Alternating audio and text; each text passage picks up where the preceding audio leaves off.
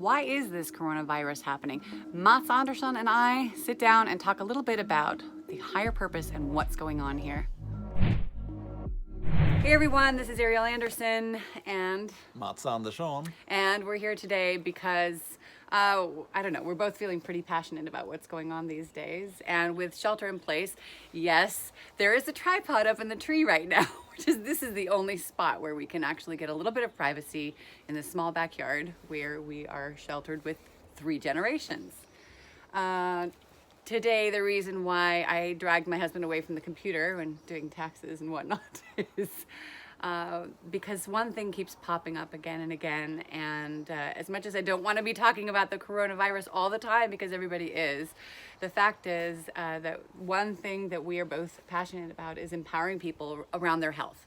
I woke up this morning, and I woke up last month and last week, and over I wake up after I do long meditations and one thing comes up, and anybody who's been watching videos or listening to the podcast or on our Facebook group, you know that I keep talking about one thing again and again, and I keep kind of letting it go and coming back to it, and it is creativity, purpose, and health. And why? Why is that important? Because they're so interconnected, and I don't understand why the medical scientists and doctors, not all, but many, are just kind of poo-pooing right now that we can actually empower ourselves to be healthy. It doesn't mean making crazy decisions like going and licking somebody's face, but I'm talking about the fact that there are things we can do to boost our immunity, and one of the top things is moving away from fear and moving into creativity and purpose, which is basically what we need to do to keep from going insane at home right now, because it's what we're doing. We're creating. Cat, really? You have to start. Of course, our cat starts picking on the tree where we are right now, but I think one of the things that's keeping us sane, hey cat, you want to be involved too, huh? Is taking what we're passionate about. There's so many things that we're passionate about, but really right now what's coming up is this, people are scared, right? You're scared, you're uncertain, you're wondering what the heck is gonna happen now. Am I gonna have a job? Am I going to be able to pay my bills and take care of my families, in our case, and do what I love? Right now, there are a lot of you out there who feel like you can't do what you love, and you've got to get creative. If you are not in purpose and being creative right now, I feel like that is really a big thing that's going to affect your health and your sort of feeling of balance. Of course, we're big into mindfulness and meditation and healthy eating, but yeah, I'm kind of on a, Mats is sitting here going, when is it my turn? But I'm so excited right now because I think I'm watching people on Facebook, on Instagram, and there's just so much suffering. And I think this is an incredible opportunity, and I feel like I'm not supposed to say it. We talk about all the things we're not supposed to say right now, but the earth is getting a break in many ways, and this isn't happening for nothing. You aren't suffering, people aren't suffering for nothing. There is this incredible moment of being present in such a powerful way in the moment, and it's to remind us to really look at, you know, where we are. And there was even somebody wrote not long ago, maybe a couple decades ago, about if we are not in purpose, creating what we're meant to create, we will start to break down as people. And I don't know why this happened, but for me, this is part of what's going on, is that we are meant to come back to what we're meant to be doing. And that's the only way that I think we can really be strong and healthy and on purpose. Yeah, I mean... You often say, I don't know if parents really need to create. People don't really need to create, but we create all the time, and I think that's why we thrive. I do think it's on the one hand, it's terrible what's having people who are sick and suffering now. Of course. That is absolutely devastating, and it seems, yeah. I mean, and the fear coming with it's absolutely terrible. It's heartbreaking. I mean, now really everybody is. I think it's 1 billion people on lockdown in the world, so it's half of the world's population, and with this media spread we have now, it's difficult to keep sane. I mean, my blood pressure yesterday morning after having heavily followed the news was way over what it should be. Then I went on a 5-6 hour bike ride. I was so tired in the evening, so I slept 11 hours or 10 hours last night, and then the blood pressure was down to 120 over 80. So And that's something that you're passionate about. It's not just moving your body. No, I mean, Cycling I is- need to take just a break from it, and well, physical exercise is fantastic, and you have no interaction with other humans then, so you are definitely 6 feet away from everyone for a couple of hours. And you're also with yourself. Yeah. And very present, especially on the ride that you were doing was dangerous in some moments. You know, you had to be super present on those hills, it was a and pretty rough it's ride. bringing you back to yourself in a lot of ways. No, I also we have to see that something positive will come out of this.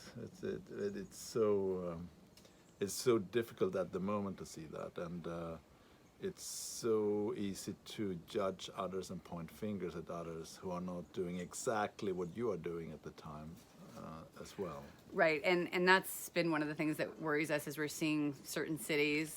Sorry, Silicon Valley, I'm going to point you out a little bit, that they're, you know, it's turning to a very ugly time that we arrived in Czech Republic just after that, where people were pointing the finger, you know, to keep themselves safe, to whatever. Maybe that was also a way of gaining control of their own life, but to point fingers at who's not sheltering properly, I think we need to find a way to do it in a more community sort of oriented way. And it's worrying because fear creates a lot of aggression, and there's also been a lot of aggression towards people. We talked about this when I had on the podcast with Maya, this just spontaneous conversation with Maya McNeil about some of the things that are going on. But coming back to this, I mean, we do have to turn off the news sometimes. It's good to be informed. What's going on? Are you allowed to take your kid to a park, even if there's no other kids around? You know, is it open? Do you have to stay home? But at the same time, like you can't forget, like, what, you know, take time. Now is, you know, of course we're going to watch Netflix, and if we're lucky, read some books and cook and do things. You know, we're going to be all with our family, so it's sometimes harder to focus on things, on yourself, but it's also a very crucial time to recognize how to enforce boundaries for your own space and time and things that you need to do, which I think we always need to do, but this is taking everything to an intense head. But I just worry because people are, you know, including us. I mean, how many times do we have moments where we're like, we have to create this, we have to do this video, we have to do the podcast, or whatever it is that we can do to bring light where there's so much fear, and also for ourselves, right? We're also like, crap, we kind of look at our bank accounts and think, okay, we see where the end is, especially if everything's shut down like this. And, you know, we already have been looking at creating things kind of online and whatnot, but then it's like it takes everyone, all of us, and it forces us into this creative mode because, you know, a lot of us have to fall, unfortunately, to bottom. You know, story after story of all these successful people. A lot of them were in a really pretty awful state before that happened. I'm seeing and wondering if the planet, the universe, God, whatever it is that you believe in, was like, okay, people, if this is how it has to go, now let's, you know, force you into a situation where you're really moving towards your own soul. But, you know, it's hard to not flip-flop. You know, there are these moments of all this inspiration and creativity. You think, okay, I know exactly what I want to do. I want to serve people. I want to talk about and create what I'm passionate about. And I believe with my heart and soul that this, you know, is sustainable, and we can support our family and whatnot and support others at the same time. And then you go, but what if, you know, we're shut down for months and the economy crashes, and, you know, there's all this stuff going on. There's this flip-flop. Don't you kind of feel it back and forth where you're just, it's like a not even daily roller coaster. It can be hourly even, you know. It is a roller coaster. It's natural, right? And I do also think that, the people on the top, they don't know what to do. And that's why, I mean, I think you mentioned the Silicon Valley, kind of, there was some mayor said that you should denounce, or someone said you should denounce, depending on how people are handling the shelter. I think the governor here in California said I read a good message, just common sense should be applied. And that I think is compared to some European countries. I mean, I think in France they discussed I don't know if they voted it to find people who goes. Oh, no, they find people. They're already finding people, Yeah, right. already finding, but they want to send them to prison if they go out 4 times without the official paper. That seems too far. Seems too far. So Yeah. I think common sense has to prevail. It's times of uncertainty. Nobody knows really what is best here. Yes, social distancing is fantastic, but what if we just delay the inevitable? So It's hard to make the right choice. It's super difficult to make the right choice, and yeah. And we can waste a lot of energy trying to predict and control things that we may not be able to. And we do our best, but at some point we are going to have to take some risks. I'm not saying that means, go gather 100 people and start hugging and, whatever. But it at some point we're going to have, there will have to be some risk taken, because we can't just stay indoors like some sci-fi movie for the rest of our lives. We have to find a way to make it all work. There are things, supposedly things are going well in Wuhan completely. Things have turned around, but people were really, really in lockdown there. And can we do that? Is there a way of, respecting what your own body needs, and at the same time, respecting other people's space and really bringing the curve down? Or does it delay the inevitable? We don't know. But for now, what we do know is work with what you can control. So in your own environment, I highly encourage you, listen to us, listen to the news, listen to other people, but you need to come back to yourself, and whatever it is that does that for you, if it's doing the dishes or organizing the house. I look on Facebook and I see my friends, and we make the beautiful bed, up on Potrero Hill, who I'm talking to. Everything is just, being feng shuied, and people are working in their gardens and coming back to things that they love because they can. They're allowed to. We're not at work or whatever, at school, but finding ways to do that together and coming back to that buzzing in any kind of positive way that can also help your immune system, because the more worried and fearful we are, the more we're going to make kind of rash decisions, or we're working from a primal place, which is not always great for the community and also for ourselves. And we see, I just see myself when I let myself go on that roller coaster, and I wake up at night and I know that sleep is essential, and proper food, and just coming to a calm place. So whatever that is, if you have to pull out the old board games from the garage, or I don't know, just letting go a bit, knowing that right now there's a lot we can't control, but we can control at least some joy, bring some laughter, watch your favorite movies. And be in your bodies. Be in your bodies, be creative. There's a lot, I'm posting on Facebook every time someone gives me a resource. I'm trying to post something in our group. Other people are posting things. There's a gazillion free summits and free classes and a lot of things that people are offering for not crazy amounts, trying to help people to solve what they're doing and being creative. I just heard something on the webinar that I was on just now, or workshop, whatever it was, where some really great ideas were thrown out. Somebody said, well, I work with people in their homes, and somebody said, well, you could do this with Zoom, and what if you connected people with people to get them to send you pictures of this, and then you work with them via virtually. It maybe isn't ideal, and not everybody knows how to use these things, but I think there's a lot of resources out right now. People really do want to help. We're trying to help as we can to pass on information and support one another and each other. We just had a sort of a powwow with some friends yesterday, sharing ideas about things that we could do inside the community to help one another. And support our, lives, and being able to buy groceries as well. Yeah. Yeah. People who can't go to work, it's there's a lot going on. I just. And it goes on. Someone. Yeah. It's 9/11 every day. Yeah. Turn off the news, please, please, please. I beg you for your blood pressure, and sanity. Once in a while check in, but there's not really a reason that 24/7. I often am going in that living room and I have to turn it off. But you know me, I'm so deeply empathizing with the world that I get in tears, and I feel angry, which is something that I have to mention. It's so massive right now that it's so easy to forget what we already know, which is there is no always. There is no 100% we know exactly. I don't care what science is proving it. How many people know somebody who beat cancer, which was told they were going to die in 3 months, and it was sure? Or how many people have seen miracles? They exist.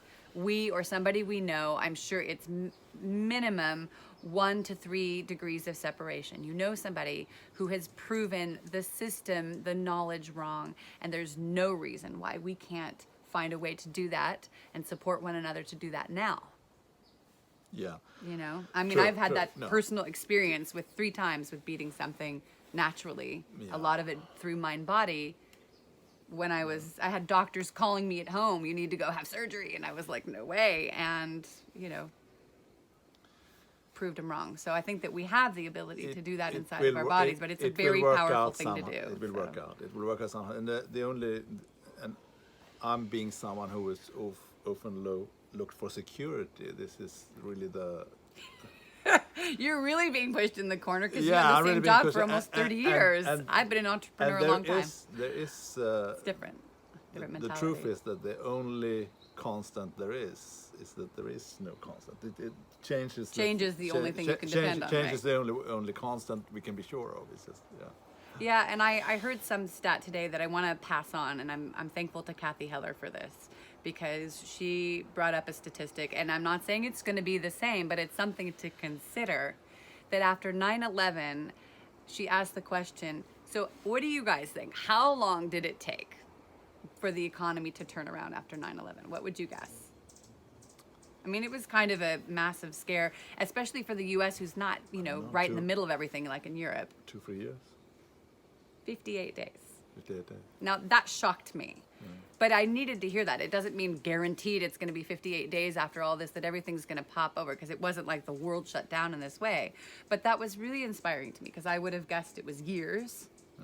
For sure several months, but for sure at least a year or 2, 3 years even. That surprised me. So I think it's also remembering that even the impossible is possible. And I think also that as we're sitting at home and trying to redirect our fear and worry, that we could come up with some pretty great things in this time. This is a time to you know, do that thing where you're nurturing the bamboo and then it just shoots up, you know, what is it? 1 to 5 years underground, and then it shoots up, something like this. My brother would know.